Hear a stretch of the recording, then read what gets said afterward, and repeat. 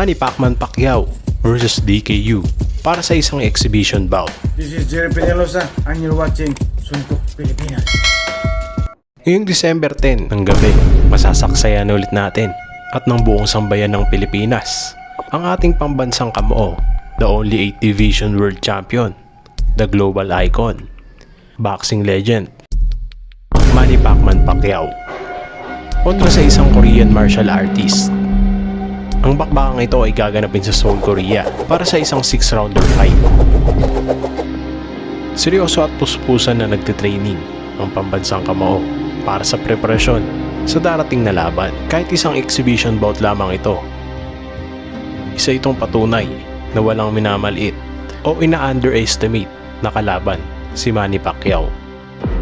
Dahil bukod sa maraming YouTube subscribers na creator ng modern combat system, ang Koreano ay minsan na ring sumabak sa ibabaw ng lona kontra sa isang veteran UFC star na si Bradley Scott.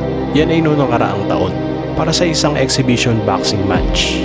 Naging okay naman ang kanilang laban at pinakita rin ng Koreano na kaya naman niya sumabay sa sport na boxing. Pero sapat na nga ba ito para tapatan ang isang pound for pound great na katulad ni Manny Pacquiao? Kung ating papanoorin maigi ang kanilang naging laban ni Bradley Scott, talaga namang yari si DKU kay Manny Pacquiao dahil hindi naman lingid sa ating mga kaalaman na pag tumapak na ang mga paa ni Manny Pacquiao sa ibabaw ng ring, nagtatransform ito na para bang leon sa tapang at mangis. Malaki ang tsansa na hindi talaga alalayan ni Manny Pacquiao ang magiging banat niya kay DKU. Kumbaga no mercy. Kahit pa ito ay isang exhibition bout lamang, marami din mga Pinoy fight fans ang nakakatunog na isa lamang ito sa mga preparasyon ng ating pambansang kamuo para magbalik sa ibabaw ng ring at lumaban sa isang professional fight. Ang pagbabalik ni Manny Pacquiao sa ibabaw ng ring ay nagpapakita kung gaano niya kamahal ang boxing at ang mga fight fans. Dahil kung tutuusin wala na siyang dapat patunayan pa, pero sa kadahilanan na gusto niya makapagbigay ng karangalan sa Pilipinas at makapaghatid ng entertainment sa mga boxing fans, nagbalik ito matapos niyang i-anunsyo na siya ay retirado na. Today, I am announcing my retirement. At hindi adlang ang kanyang edad na makipagbakbakan pa at sumabay sa mga mas bata at mas delikadong mga fighters.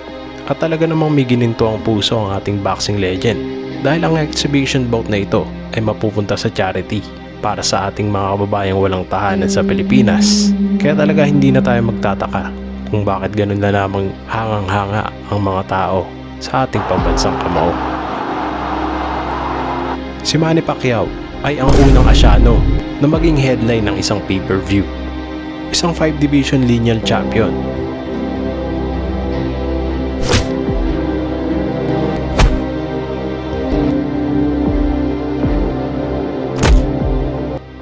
Na merong knockout of the year. 3 beses naging daring Fight of the Year.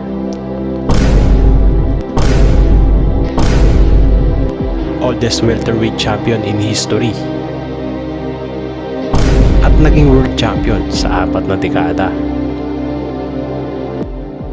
Si Pacquiao ay may edad na 43 years old, isang southpaw fighter. May height na 5'5" at may reach na 67. Siya ay may record na 62 wins, 8 talo, 2 draw at 39 sa kanyang mga panalo ay via knockout. Bigo si Manny Pacquiao sa kanyang huling laban kontra kay Yordenis Ugas. Bigong may depensa ni Manny Pacquiao ang kanyang WBA Super World Welterweight Championship. Natalo siya via unanimous decision. Samantala, si DKU ay lalaban sa pangalawang pagkakataon sa isang boxing exhibition bout. Isang 42 anyos na isang South Korean fighter at may height na 5'10". Kaya ibigay natin ng 100% na suporta para sa ating pambansang kamuo, Manny Pacquiao. Yan po ay ngayong Sabado na ng gabi nagaganapin mismo sa teritoryo ng kalaban. At kahit po ito ay isang exhibition match lamang, samahan pa rin natin ang ating boxing legend at future Hall of Famer na nagbigay sa atin ng sobrang karangalan sa ating bansa.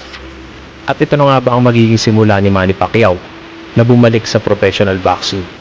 At isang magandang balita ito para sa ating mga babayan na tinutulungan ng ating pambansang kamuo dahil ang kikitain dito sa laban na ito ay mapupunta sa Pinoy na walang mga tahanan at gustong magkabahay.